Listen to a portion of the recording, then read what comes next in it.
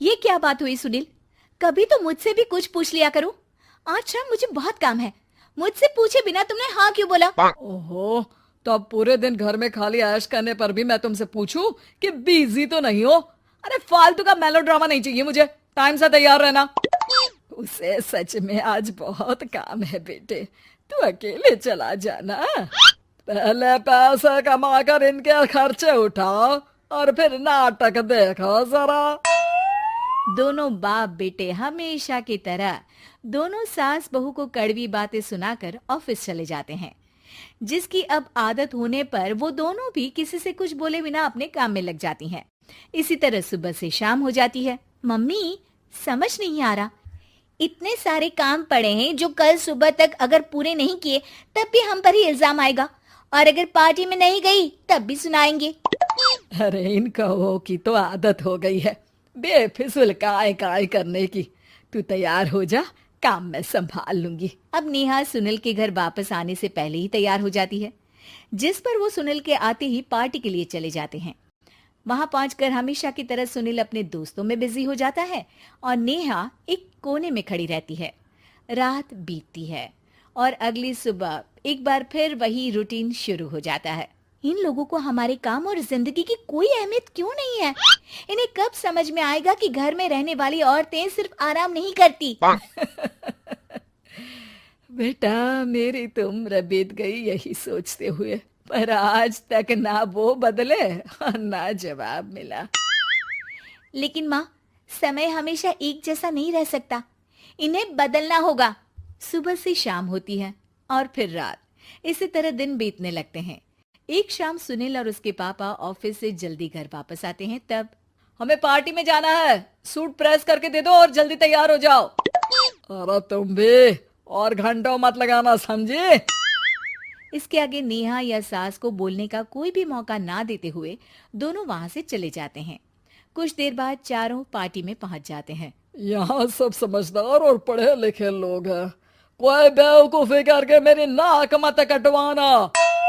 और तुम तो खासकर अपनी जुबान काबू में रखना, बहुत चलने लगी आजकल।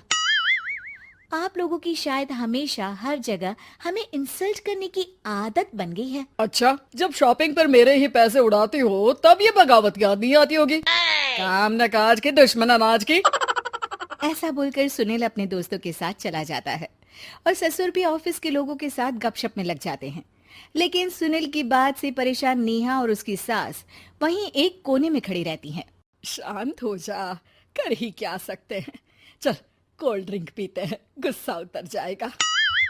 जैसे ही नेहा और सास कोल्ड ड्रिंक लेने पहुंचती हैं, तो उन्हीं के बराबर में अल्कोहल का काउंटर देखकर नेहा का चेहरा चमक उठता है। वो मुस्कुराकर सास के कान में कुछ कहती है और दोनों पीना शुरू करती हैं। कुछ देर बाद दोनों चिल्लाते हुए अपने अपने पतियों को ढूंढने लगती है। कहाँ है सुनील? देख, तेरी असलियत आ रही है। कहाँ है सुनील के पापा? देखो, तुम्हारी शामत आ रही है। ये नजारा देखकर पार्टी वहीं थम जाती है। सब लोग उन्हें ही देखने लगते हैं। ये है मेरे पति। अरे काहे के पति? इनसे शादी करके तो मेरी किस्मत है फूटी। और ये मेरे पति, जिन्हें पति बोलने में मुझे आती है शर्म बड़ी। चलो आज आप लोगों को इनके असली रूप से मिलाते हैं, जिसमें ये अपनी पत्नियों की रत्ती भर भी इज्जत नहीं करते। हर समय उन्हें खरी खोटी सुनाते रहते हैं। हर जगह बिना मौका और माहौल देख उनकी उनकी सेल्फ रिस्पेक्ट की धज्जियां उड़ाते रहते हैं। क्या बोलते हो कि घर में रहकर हम करते ही क्या है? अगर ऐसी बात है तो कल से खुद अपने कपड़े धोना, प्रेस करना, सब्जी खरीदना, खाना बनाना और पसंद ना आने पर दोबारा बनाना, जैसे हम करते हैं ना। फिर घर की सफाई, सारा सामान अपनी जगह रखना, जो तुम्हारे फेंकने पर हम करते हैं। और फिर फाइनेंस मंत्री बनकर लिमिटेड पैसों में बढ़ती कीमतों के साथ घर का बजट बनाना। सुनील, इन्हें चुप करा। अपनी तो कोई इज्जत है नहीं, हमारी भी खराब कर रही है। हाँ, ये तो और बढ़िया है। अब अच्छे से सुनो। नेहा, ये क्या ड्रामा है? ड्रामा तो अभी शुरू हुआ है जी। सास और नेहा अपने मन की सारी भड़ास निकालने लगती है, जिसे चुपचाप खड़े रहकर सुनने के अलावा ससुर और सुनील के पास कोई चारा नहीं होता। बहुत देर तक यही सब चलने के बाद आखिर में दोनों सास बहू बेहोश हो जाती हैं। अगली सुबह सिर दर्द के साथ दोनों की नींद अपने अपने कमरे में खुलती है, जिस पर उनके पति उन्हें हॉल में लेकर आते हैं। मेरा सिर इतना दर्द क्यों कर रहा है? मेरा भी। इतनी देर में ससुर 2 गिलास नींबू पानी लेकर रसोई से बाहर आते हैं। ये लो नींबू पानी, इससे सिर दर्द ठीक हो जाएगा।